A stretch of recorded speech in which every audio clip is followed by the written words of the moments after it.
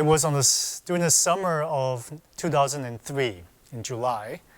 I was in town in Minneapolis for the very first time for a national denominational conference. Walking down the streets of Nicollet, away from the convention center, I walked right by Westminster Presbyterian Church. And I say to myself, this is where I'll worship the following Sunday.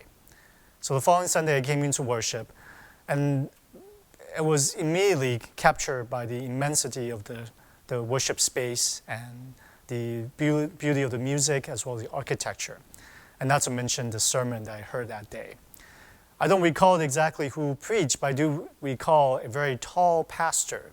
So I only surmised that it must have been Byron Thompson. And it was a beautiful Sunday morning, joyful to be there. And that's how I first came to Westminster for the first time, purely by accident.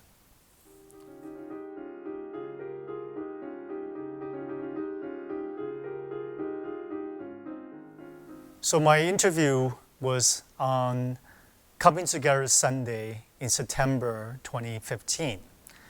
That Sunday morning I came in, met with the committee, said hello, and they dropped me off at the chapel for the morning worship.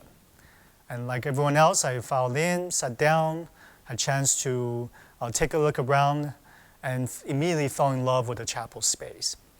At the beginning of worship, Megan invited us to sign the friendship pad, and I did like everyone else. And then a pleasant surprise happened. The person next to me, after I passed the pad back to him, greeted me by name. And it was just such a joy to be greeted by name as a complete stranger in a brand new worshiping community.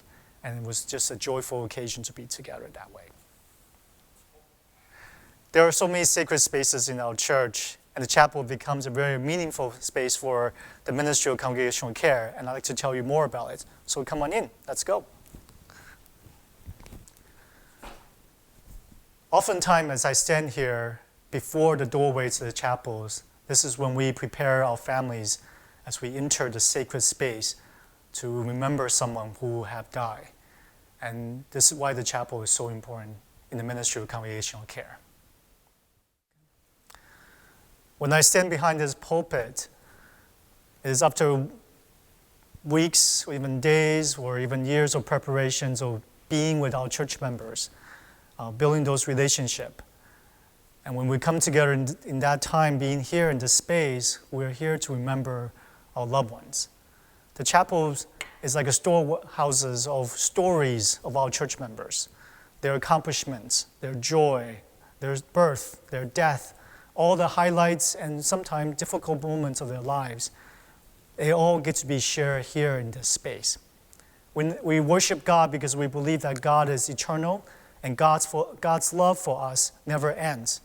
And here in this space, we proclaim that love. And with that love, we also comfort each other by remembering the loved ones that have passed. So as a congregational care pastors, it has been such a joy and privilege to be the pastors who lead and walk alongside our members during those difficult times, but also joyful time. One of the memories I hold in my heart is the very first time I came to a chapel space during my nomination weekend. As I stood outside, Tim introduced me to a gentleman who had lost a loved one. And he said to me, this gentleman here has lost, his wife just died. And soon her service will be in the chapel. At that moment, right away, the chapel became an instant important space for the congregational care ministry. It just is a matter of 3 weeks after I started the call here at Westminster, I had my first memorial service here. In that service, we remember someone who died of a younger age, and the family was grief-stricken by her death.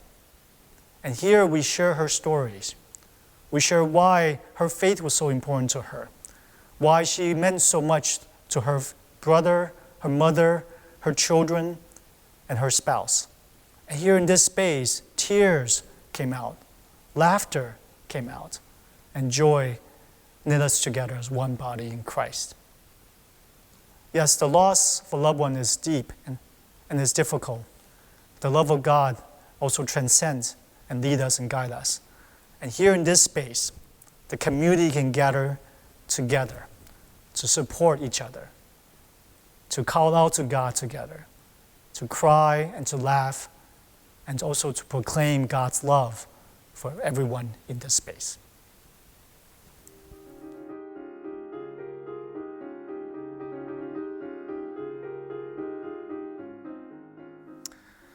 Through this time of being apart from one another, we have made an intentional effort to connect with each other.